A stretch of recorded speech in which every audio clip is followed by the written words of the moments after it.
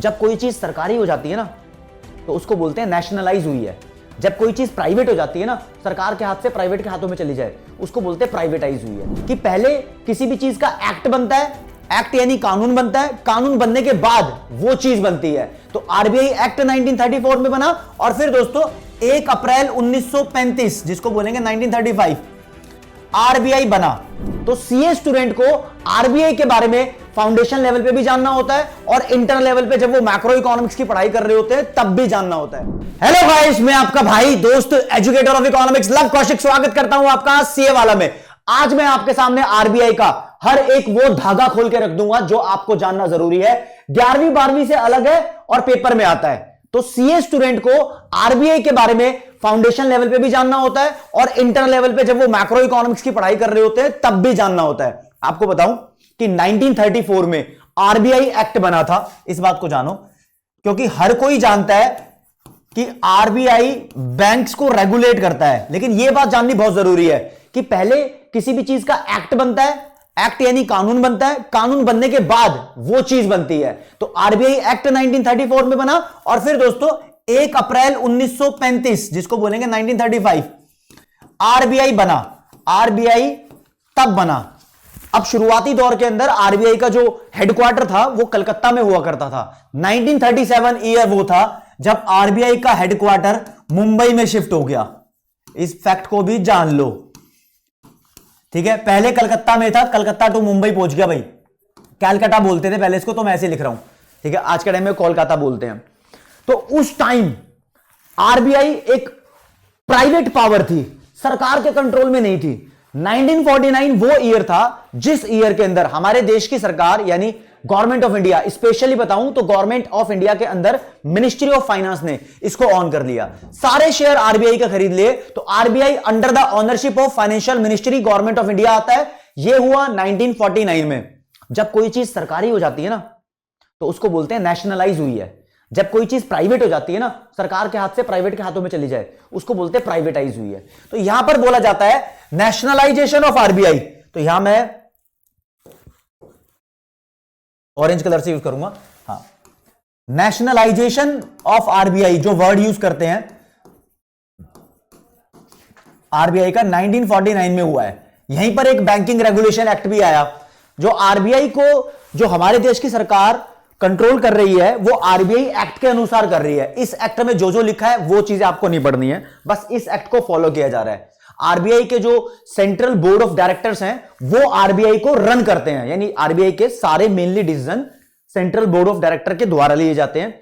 इसमें एक हेड होता है जिसको बोलते हैं गवर्नर, और अभी हमारे देश के गवर्नर श्री शक्तिकांत दास हैं, जो कि सेंट्रल गवर्नमेंट अपॉइंट करती है मैक्स टू मैक्स 4 इयर्स के लिए। फिर उसके बाद या तो वो उनका टाइम पीरियड रिन्यू हो जाता है या फिर दूसरे गवर्नर आ जाते हैं। उनके अंडर में max to max 4 deputy governor होते हैं। मैक्स टू मैक्स 4 होते हैं, वो कभी कभी 3 भी हो सकते हैं।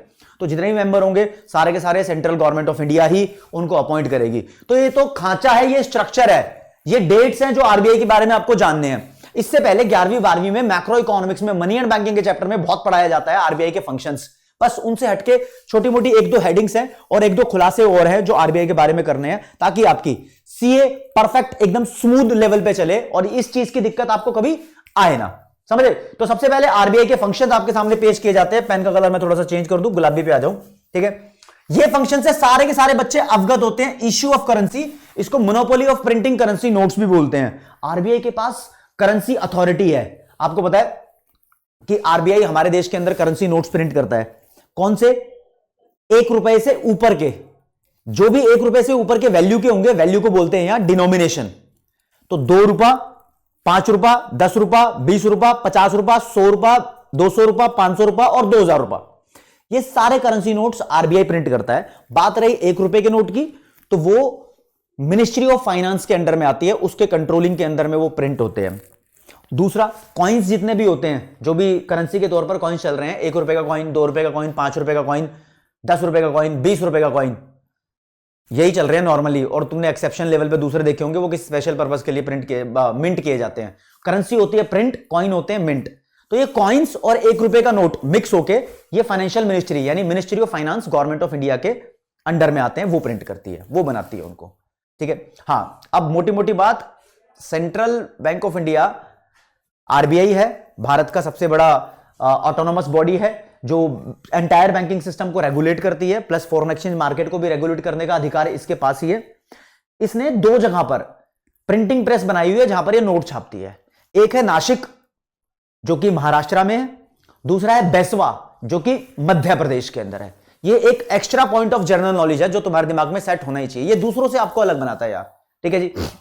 अब मेन मुद्दा यह आता है, काफी सारे लोग पूछ लेते हैं अच्छा आरबीआई करेंसी प्रिंट करता है, कितनी करेंसी प्रिंट करता है? भाई आरबीआई का एक मिनिमम रिजर्व सिस्टम है, उसके अकॉर्डिंग ये मिनिमम रिजर्व सिस्टम कहता है कि जितना एक देश के पास गोल्ड रखा होगा, यानी आरबीआई के स्टॉक के अंडर की बात हो रही है, जितना उसके पास गोल्ड रखा होगा प्लस जितना फॉरेन करेंसी का स्टॉक रखा होगा प्लस जितना कुछ गवर्नमेंट सिक्योरिटीज रखी होगी, इन तीनों की वैल्यू के बराबर आरबीआई करेंसी प्रिंट कर सकता है, ये अलाउड है। अब ये फॉलो हो रहा है या नहीं हो रहा है बात, ये काफी सारी कंट्री के साथ अलग अलग है, लेकिन हर एक देश में ये बोला गया है कि इतनी ही करेंसी हर एक देश को प्रिंट करनी चाहिए। और बीच में कुछ खुलासे हुए हैं कि चाइना इससे ज्यादा प्रिंट कर रहा है, तो करेंसी जब ज्यादा प्रिंट कर देते हैं तो इन्फ्लेशन आने के चांस होते हैं, महंगाई आने के चांस होते हैं, क्योंकि मनी सप्लाई एक्सट्रीम लेवल पे पहुंचने के चांस होते हैं ना।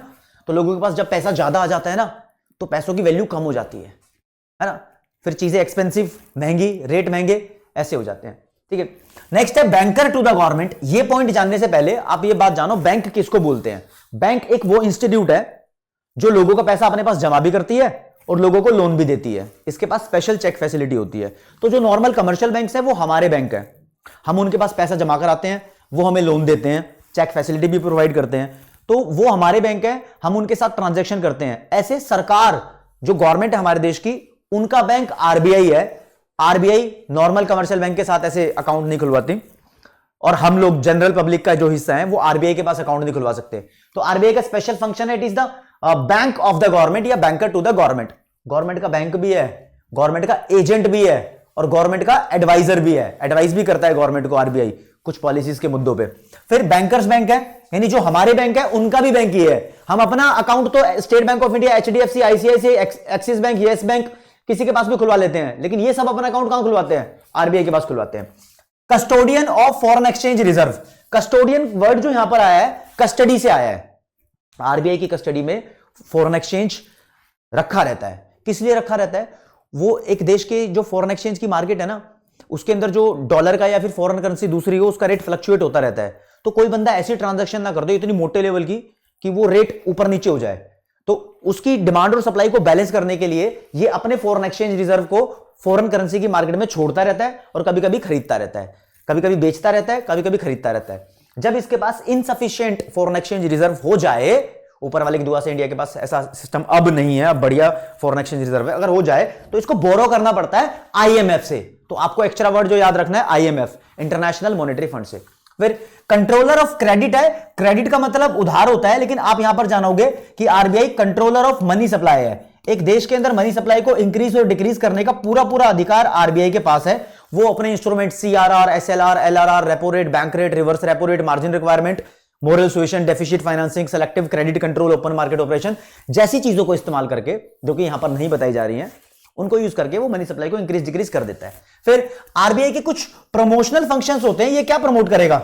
ये कोई प्रोडक्ट बेच रहा है? नहीं, ये देश की सेवा के लिए, देश के लोगों के लिए बैंकिंग हैबिट्स प्रोमोट करता है। लोगों को बोलता है कि जो तुम्हारे पास पैसे हैं जेब में नहीं रखने चाहिए, जहां तक हो सके छोटी मोटी सेविंग करके अपने सारे पैसे बैंकों के अंदर जमा करके रखो, क्योंकि बैंक में पैसे जमा करते हैं तो बैंक उन पैसों को यूज करता है, उस पैसों को इन्वेस्ट करता है, उससे देश का जीडीपी बढ़ता है, देश की ग्रोथ होती है, ठीक है, बैंकिंग हैबिट डेवलप करता है। और collection and publication of data, इसका मतलब आरबीआई के पास पूरा रिकॉर्ड रखा रहता है, एक देश का ब्यौरा रखा रहता है करेंसी के बारे में, जो भी है डेटा रखा रहता है। तब इतनी करेंसी थी, तब डिमोनेटाइजेशन हुआ था, तब रिमोनेटाइजेशन हुआ था। अच्छा, डिमोनेटाइजेशन की एक बात बता दूं आपको, यहां से याद भी आई, जब हमारा देश आजाद भी नहीं हुआ था ना, तो 1946 में पहली बार डिमोनेटाइजेशन हुआ था, 10,000 के नोट का भी हुआ था यहां पर। फिर 1978 में हुआ, फिर 8 नवंबर 2016 को आप सबने देखा होगा डिमोनेटाइजेशन हुआ। यहां पर कुछ ना कुछ करेंसीज को बंद कर दिया गया था, चलन से बाहर कर दिया गया था, ठीक है। अभी तो 2016 के अंदर तो आपने देखा कि 500 का नोट और 1000 का नोट बंद किया गया। 1978 के अंदर 5000 का नोट बंद कर दिया गया था, 5000 का नोट दोबारा मतलब लॉन्च किया गया था बीच में 1954 में 46 में 10,000 का नोट बंद हुआ, 1,000 का बंद हुआ, 54 में 5,000 का लॉन्च हुआ, और वो जो 54 में 5,000 का नोट लॉन्च हुआ वो 78 में बंद कर दिया। इतना बस ध्यान रख लो आप, ये आपके काम की चीजें नहीं है, फिर वो एक्स्ट्रा जीके के पॉइंट्स है जो आपको ध्यान रखने ही चाहिए, अच्छे स्टूडेंट को ध्यान रखने चाहिए। अब बारी आती है आरबीआई बिजनेस को फैसिलिटेट करने में अपना क्या रोल निभाता है। भाई बिजनेस को फैसिलिटेट करने के लिए, बिजनेस सुचारू रूप से चले एक देश के अंदर, तो आरबीआई उनके लिए दो तरीके की पॉलिसी बनाता है। एक करेंसी पॉलिसी बनाता है, एक क्रेडिट पॉलिसी बनाता है। क्रेडिट पॉलिसी को आप मॉनेटरी पॉलिसी बोल लो, इसके अंदर वो मनी सप्लाई को इंक्रीज डिक्रीज करता रहता है, मॉनेटरी पॉलिसी बोल देते हैं, क्योंकि मनी सप्लाई जब जब ये इंक्रीज करेगा तो बिजनेस को लोन लेने में हेल्प होती है, जल्दी जल्दी लोन मिलते हैं, ठीक है। तो वो भी एक स्पेसिफिक टाइम पीरियड होता है जब आरबीआई ऐसे एक्शन लेता है। फिर करेंसी पॉलिसी, करेंसी पॉलिसी में वो ध्यान रखता है कि कब डिमोनेटाइजेशन करना है और कब रीमोनेटाइजेशन करना है। डीमोनेटाइजेशन का मतलब तो आप जानते हो कि करेंसी को बंद करना, चलन से बाहर। रीमोनेटाइजेशन का मतलब होता है नए नोट लॉन्च करना, ठीक है दोस्तों।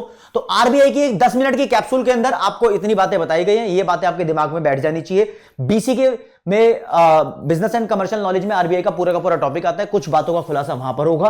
तो आज के लिए इतना ही। जय हिंद, जय भारत, नमस्कार, धन्यवाद।